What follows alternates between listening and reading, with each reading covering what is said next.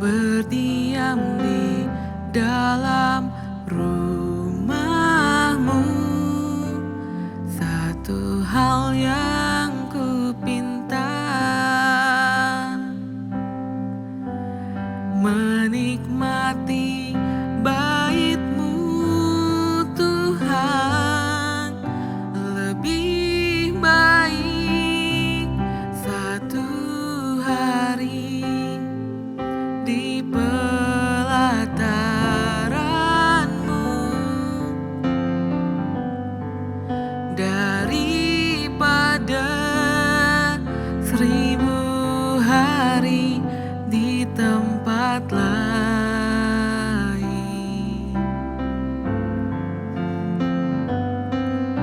Memuji-Mu, menyembah-Mu, Kau Allah yang hidup,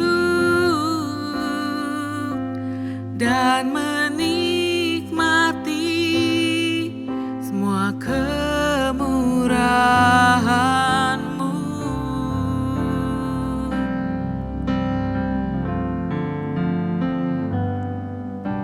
Satu hal yang ku rindu, berdiam di dalam rumah-Mu. Satu hal yang ku pinta, menikmati bait-Mu Tuhan. Lebih baik satu hari di pelataran-Mu daripada 1000 hari di tempat lain.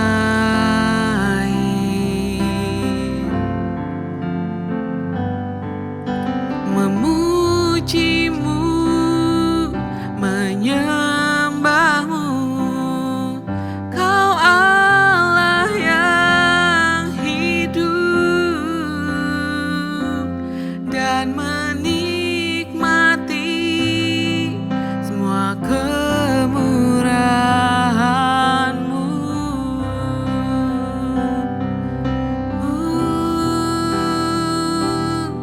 Kami mau diam di hadirat-Mu, sebab hadirat-Mu yang terbaik. Hadirat-Mu melegakan kami. Terima kasih Roh Kudus, kami mengasihi Engkau Bapa.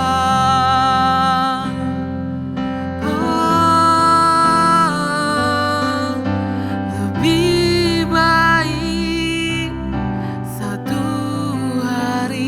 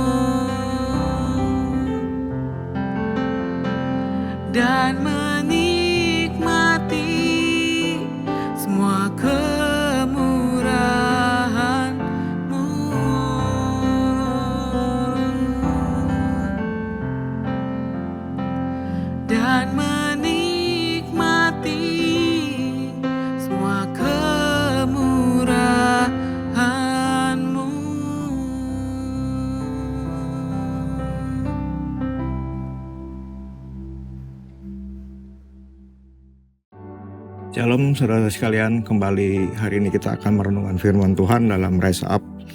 Hari ini kita ambil dari kitab 1 Tawarik 28 ayat 9. Saya bacakan. Adapun engkau anakku Salomo, kenalah Allah ayahmu dan beribadahlah kepadanya dengan segenap hati dan kerelaan. Sebab Tuhan menyelidiki setiap hati dan mengerti setiap niat dan rancangan. Jika engkau mencari dia, ia akan engkau temui. Tetapi jika engkau meninggalkan dia, ia akan membuang engkau untuk selamanya. Nah, saudara sekalian, kalau kita baca tadi firman Tuhan yang kita ambil dari 1 Tawarik 28 dan 9, itu adalah di mana Daud memberikan nasihat kepada putranya Salomo untuk meneruskan apa yang Raja Daud rencanakan, yaitu membangun bait Allah. Seperti kita diberi nasihat sama orang tua kita untuk apa yang akan kita lakukan sebagai anak-anaknya. Demikian juga firman Tuhan kalau kita baca tadi. Nah, ada beberapa hal yang kita bisa ambil dari firman Tuhan di atas adalah: 1, mengetahui atau mengenal Allah secara pribadi. Jadi tidak sekedar tahu ya teman-teman sekalian, tetapi kita harus mempunyai hubungan yang intim dengan Tuhan. Jadi seperti kita mengenal orang tua kita, maka kita pun akan melakukan apa yang diminta oleh orang tua kita karena kita tahu bahwa itu pasti baik dan benar. Demikian juga hubungan kita dengan Tuhan. Kalau kita tahu hubungan kita dengan Tuhan dengan baik dan benar, pasti kita tahu apa yang Tuhan mau dalam kehidupan kita. 2, beribadah atau melayani dengan tulus hati. Beribadah atau pelayanan kepada Tuhan harus didasari dengan ketulusan, bukan dengan paksaan atau mempunyai tujuan yang terselubung. Jadi mungkin ada maksud lain di dalam pelayanan kita, tapi yang Tuhan mau adalah ketulusan hati. Jadi saat kita beribadah atau pelayanan, itu semua hanya untuk kemuliaan Tuhan. Seperti Salomo yang membangun bait Allah untuk menyenangkan hati Tuhan. Nah, yang ketiga, Tuhan menyelidiki niat hati dan mengerti akan rencana. Niat dan pikiran kita, manusia, bahkan sebelum hal itu kita pikirkan, Tuhan udah tahu. Yang dilihat Tuhan adalah hati kita, bukan penampilan kita. Bukan karena kita pintar, bukan karena kita hebat, bukan karena kita punya jabatan, tetapi hati kita. Hati yang Tuhan mau, Tuhan yang apa yang Tuhan lihat adalah hati kita. Yang keempat, mencari Tuhan dengan segenap hati.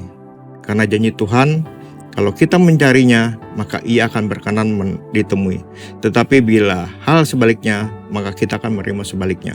Seperti dalam firman Tuhan, Matius 7 ayat 7, mintalah, maka akan diberikan kepadamu, carilah, maka kamu akan mendapat, ketuklah, maka pintu akan dibukakan bagimu. Jadi, 1 Tawarik 28:9 ini sangat simple, mengajarkan kita untuk terus setia, terus fokus pada Tuhan.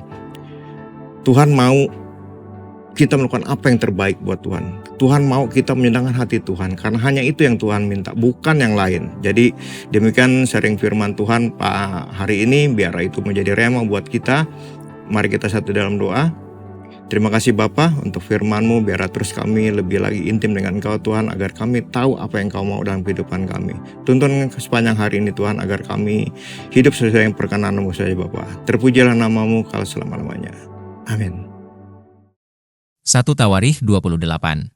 Pesan terakhir dari Daud kepada Salomo mengenai pembangunan bait suci.